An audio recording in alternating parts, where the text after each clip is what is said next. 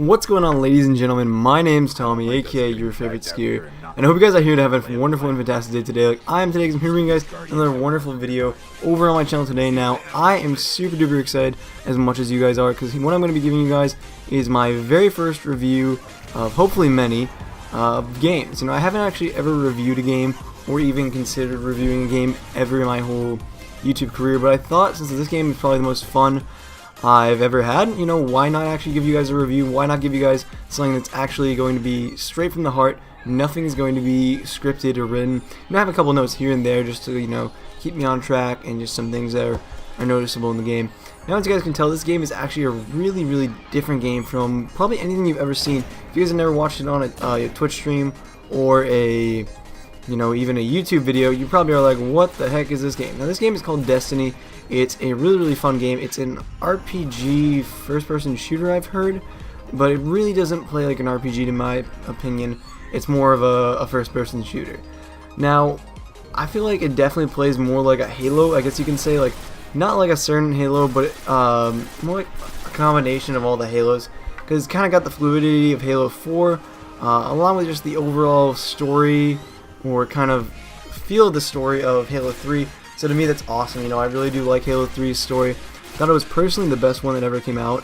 But that's just me. You know, some people think that, you know, Halo Reach was the best one, but personally, Halo 3 to me, most fun one ever. First Halo I actually got ever. And as you guys can see right here, this is actually a really cool feature. You guys can switch your guns and your classes in the middle of the game, which is an awesome little feature. I really do like that a lot about the game, because it allows you to have some more opportunities. And as you guys are also seeing, you guys can also pick up random people in your games who are either similarly leveled or are doing the exact same mission you are, and you guys can compete with them and have fun. Now, I like this feature a lot because it makes the missions a little bit easier to do. As you guys just saw there, you know, he just popped out of nowhere and was taking out some of them too, and you know, I really did like that. So far, I haven't come across where I pop out of anywhere yet, so I'm hoping one day I actually will, mainly because I would like to see what it's like, because it just seems kind of weird that you just pop out of nowhere and all of a sudden you're just fighting, you know, a horde of, you know, mobs. I'm just going to call them mobs, just to make it a little bit easier for you guys to understand. But overall, the game plays a lot like Halo. It feels great. It's definitely a fun, long-lasting first-person shooter to me. I think it definitely will last a decent bit till I think even like Battlefield Hardline even comes out. I think this game definitely has a lot more potential with it, and it definitely got a lot of hype. And I do think the hype was definitely worth it, guys. It's just a great playing game. If you've ever played Halo, you're going to love this game. If you've ever played Call of Duty, you're probably going to love this game. You might be a little bit indifferent, but I've played Call of Duty so much, and you know, I've played Halo, I've played Battlefield, so I've played a range of first-person shooters, and I gotta say, this one currently tops all of them. It just makes you feel like just a nice little relaxed game, and it is a very low skill. I'm gonna say it's low skill, especially in the story. But if you're playing on the Crucible, which is actually the multiplayer mode, it definitely has a lot more skill to it. I'll go into the Crucible in a little bit and explain that to you guys also.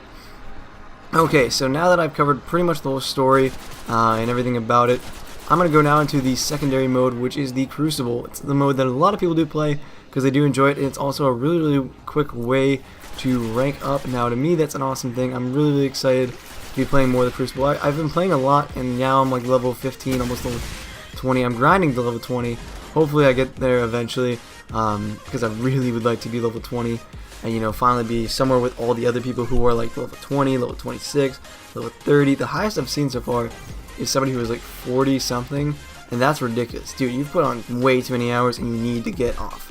But in the mode The Crucible, I got into a weird tangent, but in the mode The Crucible, what you guys are pretty much going to be doing is playing just multiplayer game modes ranging from team deathmatch to capture the flag to domination, to really whatever you feel like. I haven't played anything else other than, you know, team deathmatch or domination, and my overall opinion of both of them, they're really awesome.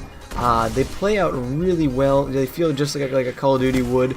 So if you do like the Call of Duty multiplayer, then, you know, go for this game.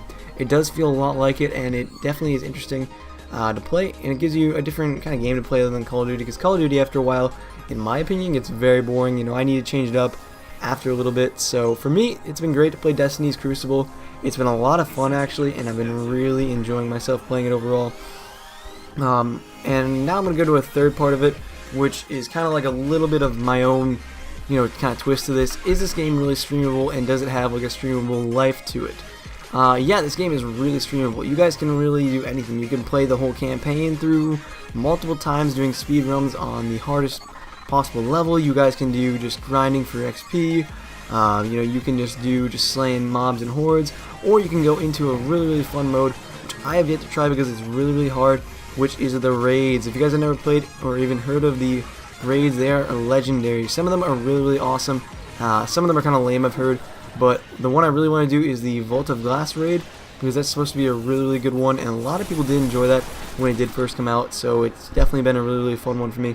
So overall, the Twitch streamability is definitely high on this one. I would highly recommend you guys definitely pick this game up.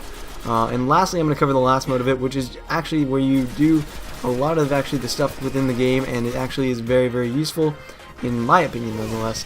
But it's actually the tower. If you guys have never been to the tower or even heard of the tower, it's actually the kind of the marketplace to the game, where you can go buy guns, armor, engrams, really whatever you want. It's pretty awesome. So you can also upgrade your starship, buy new starships, get armor, clothing, do missions within the game, and it has a lot more added features to it, I guess you can say. And in my opinion, it's an awesome little place to go. You guys can actually go dance in there, which is really funny. I forgot to mention, there's a bunch of kind of cool little things you can do within the game. Like you can dance, you can point, you can sit, and I forget what the other one was. But it's really fun. I highly recommend you guys do those within the game. When you first get them, you're not going to understand how to do it, but it's actually on the D-pad on the Xbox 360, and I don't know what it's called on the PS4. But to me, it's awesome. It's really fun. It adds a little more to the game personally. And yeah, so that's going to wrap it up for today's little review. Honestly, would I buy this game again? Totally. This game is totally worth it.